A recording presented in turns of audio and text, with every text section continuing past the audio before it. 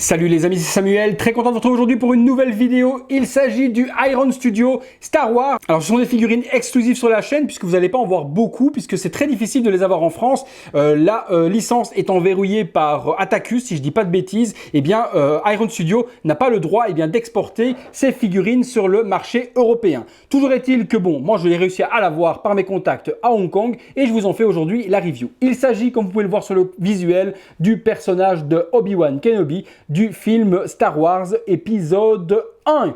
On est parti au niveau du visuel de la boîte. On a donc Obi-Wan qui est représenté en position attaque, Star Wars Iron Studio, statuette qui est au 1/10, donc petite statuette. On a également donc Art Scale 1/10 comme je viens de vous le dire. Les boîtes similaires aux Hot Toys, je ne sais pas pourquoi, mais tout le monde se plie à ce package. Que ce soit Sideshow, que ce soit Iron Studio, que ce soit Hot Toys, on a toutes les boîtes noires avec le gris en trapèze. Même chose sur le côté, sur l'arrière on a strictement rien et même chose strictement rien à part Disney et Star Wars ici. Sur le dessus, on a Star Wars Obi-Wan Kenobi et sur le dessus, comme d'habitude chez Iron Studio, le drapeau brésilien et les mentions habituelles de warning. On est parti tout de suite pour le contenu.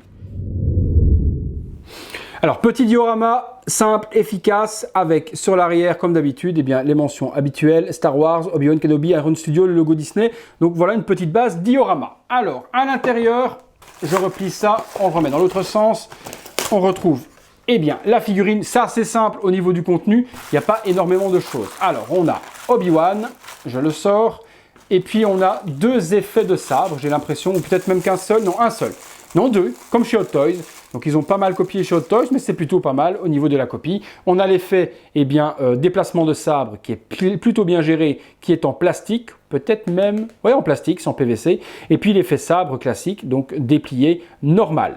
On a donc le petit Obi-Wan également, je regarde le visage, ouais c'est plutôt propre. Honnêtement, la réalisation est vraiment super bien gérée. La tunique est dans la bonne couleur, gestion de la ceinture très bien gérée également, les jolies bottes, tout est en résine. Donc on a vraiment quelque chose de top avec le petit pegs ici qui va permettre de plugger la statuette, le petit sabre en pleine attaque et puis le visage, je vous le montre, qui est plutôt correct. On a un joli visage pour une petite figurine avec une tête qui fait la taille de mon pouce. Ils ont réussi à faire le Obi-Wan jeune plutôt pas mal. Avec la petite tresse et autres. Non, c'est plutôt bien géré. Je vous montre le visage.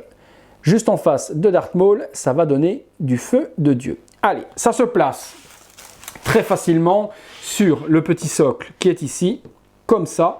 Ensuite, on vient lui mettre soit l'effet un seul sabre, comme ça, soit on peut lui mettre l'effet avec le sabre qui se déplace, comme ceci.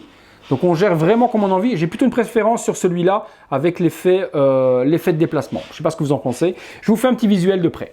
Voilà, petit visuel, mais moi je vous dis que l'effet avec le sabre en mouvement, regardez, c'est quand même beaucoup plus joli que la version sabre classique.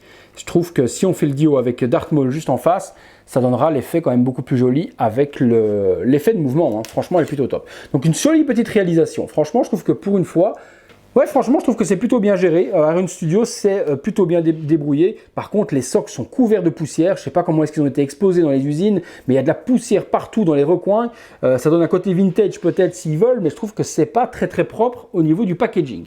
Allez les amis, je passe tout de suite avec vous à la conclusion.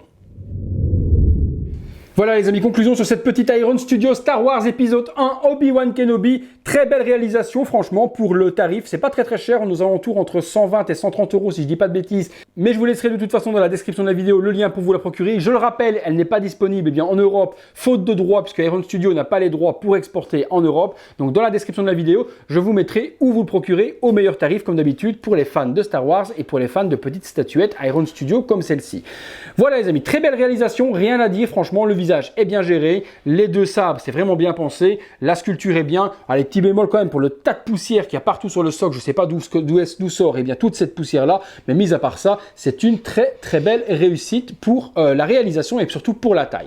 Voilà les amis, si la vidéo vous a plu comme d'hab, vous me lâchez un petit like, je vous laisse vous abonner juste là si ce n'est pas encore fait et le compteur d'abonnement ne cesse d'augmenter, donc merci à tous pour votre confiance.